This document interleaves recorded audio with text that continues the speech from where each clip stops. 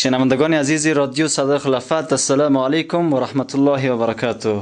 میزبانی ما عبدالرحمن روحانی را بپذیرین. اگرچه در قسمت مصاحبه با اطفال نازنین تجربه زیاد ندارم، ولی باز هم مسئولیت خود دانسته در عوض خراسانی سراغ بعضی اطفال کوچولو و بسیار نازدانه رفتیم و از ایشان بعضی سوالاتی را در مورد چیزایی که یاد دارن میپرسم. ایشان هم چیزایی که یاد دارن با شنوندگان عزیز شریک میکنن. میریم سراغ مهمانایی که قبلا با آنها آشنا شده بودین. هر یک محمد یاسر، اسامه، از خودش بشنویم. اسامه و خودت؟ احمد. با آواز احمد آشنایی دارین.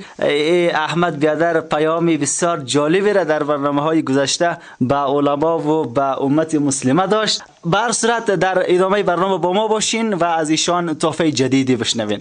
و شما بیادر؟ یاسر. ماشاءالله. شاید با آواز بیادر هم آشنا باشین، در خلال برنامه به خوبی میشناسینش. و خودت بیادر؟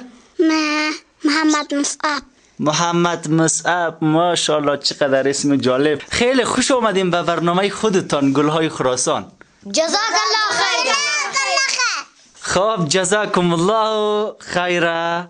خب اول به طرف محمد یاسر بیادر می رویم. خودت چی تحفه برای برنامه امروزی آوردی؟ در گذشته و پیامت شنیده بودیم. دعا خواب شدن. آفرین، ماشاءالله. دعای خواب شدن و بیدار شدن ایرا میشه به شنوندگان عزیز بخونی؟ بله. بسمک اللهم اموت و احیا. آفرین. میشه معنای از ایرا به شنوندگان عزیز کمکی بگویی؟ یا الله و اسم تو میمورم، زنده میشم. جزاک الله خیرا. ادامه دعاها را میشه بخونین؟ البته دعای بیدار شدن از خوابه؟ بله. الحمدلله الذی احیانا بعد ما ماتنا و الیه النشور. میشه معنای از زیرم به شنوندگان عزیز بگویی؟ بله. تمام حمد به او ذاتی راست که بعد از مرگ من مرا زنده ساخت و به سوی او ذات رجوع میکنیم. جزاک الله خیرا.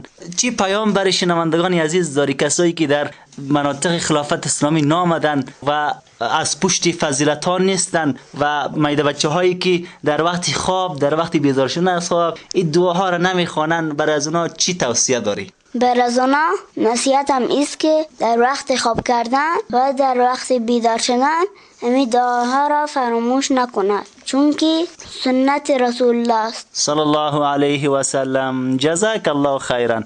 آل میرایم به طرف یک بیادر کوچک و بسیار نازنین خود. اسمت چی بود؟ اسامه جان. و شنوندگان عزیز چی تحفه آوردی امروز؟ سوره اخلاص. آفرین. سوره اخلاص کدام سوره است؟ میشه بخونی؟ بله. بخون کو. قل هو الله احد الله الصمد لم یلد ولم یولد ولم یکن له کفوا احد. ماشاءالله. جزاک الله خیرا. چند سال هستی؟ 3 ساله. بیادران عزیز، شنوندگان محترم، ببینین میده طفل 3 ساله آشنایی شاید داشته باشین. شنوندگان عزیزی که برنامه های ما را تعقیب کرده باشن به خوبی میدانن که اسامه در برنامه های قبلی هم خود 3 ساله معرفی کرده بود. بیادر 3 ساله ما سوره اخلاص با تجوید بسیار بسیار عالی خدمت شنوندگان عزیز تلاوت کرد. تشکر. به امید از اینکه در برنامه های آینده هم امید تو یک پیامی بسیار بسیار عالی را داشته باشی. جزاک الله خیرا. حال می رویم سراغ یک بیادر دیگر، بیادر دعوتگری کوچک ما. با وجود از اینکه سن کوچکی داره ولی دعوتایش از طریق امواج صدای خلافت به نشر رسیده و شما به خوبی میشناسینش. می رویم سراغ احمد. بیادر سلام علیکم. و علیکم السلام و رحمت الله و برکاته. بیادر عزیز، دعوت قبلی یادت است که از طریق امواج خلافت تو به شنوندگان عزیز کرده بودی؟ البته حدیثی را هم خوانده بودی. درباره این دعوت یک چیزی میتونی بگویی؟ از اون دعوت یک قسمتش یاد داری؟ بله. یک قسمتش بگو کو. ای علما، ای دعوتگران، مگر شما رسانه های اسلام نیستید؟ ماشاءالله. شاید یادتان آمده باشه. حال میریم یک قسمتی از این دعوت میشنویم. ای علما، ای دعوتگران، من یک کودک خراسانی مذهب. به شما پیام میدهم مگر شما رسانه های اسلام نیستید؟ معاش دولت های کفری چرا دهان شما را بستند؟ آیا رزق روزی ما، مرگ و زندگی ما به اختیار الله عزوجل نیست؟ چرا هجرت نمی‌کنید؟ خب حال سراغ خود بیادر می رویم، به طور زنده با ایشان صحبت می کنیم. خب دعوت شنیدیم، بسیار بسیار جالب بود. سری ما سری همکارای عزیز بسیار بسیار تأثیری کلان کرده بود. امید است که به شنوندگان عزیزم جالب تمام شده باشه. و حال چی پیام دیگه برای شنوندگان عزیز داری؟ ترانه ماشاءالله ما بسیار کم دیدیم که در برنامه‌های گذشته بیادری ترانه آورده باشه و خدمت شنوندگان عزیز این ترانه را با آواز جالب خود خوانده باشه. میریم ترانه ایش میشنویم. کدام ترانه را تو تحفه آوردی؟ منم بچه مسلمان که دین دارم و ایمان، کتابم است قرآن، رسولم داده فرمان، و این وقت صبحگاهی کنم شکر الهی. ماشاءالله. تکبیر. الله اکبر. تکبیر. الله اکبر. دولت الاسلام باقیه. دولت الاسلام باقیه. انشاءالله دولت ما باقی است. کدام پیامی دیگه ای نداری فعلا احمد؟ نه. جزاک الله خیرا. در برنامه‌های آینده هم با ما می باشی؟ بله. کدام پیام و کدام گفتنی جدید انشالله میاری؟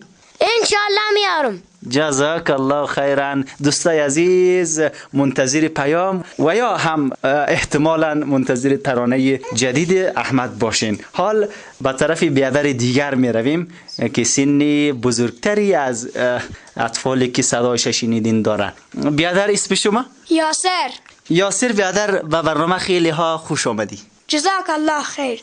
خب یاسر بیادر تو در برنامه های گذشته شرکت کرده بودی؟ بله. میشه از تحفه‌ای که آوردین برای ما بگین چی تحفه آوردین امروز؟ بله. چی تحفه آوردین؟ دعای صبح و شام.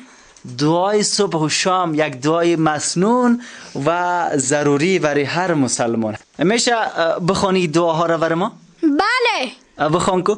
اللهم أنت ربي لا إله إلا أنت خلقتني وأنا عبدك وأنا على عهدك ووعدك ما استطعت أبوء لك بنعمتك علي وأبوء بذنبي فاغفر لي فإنه لا يغفر الذنوب إلا أنت.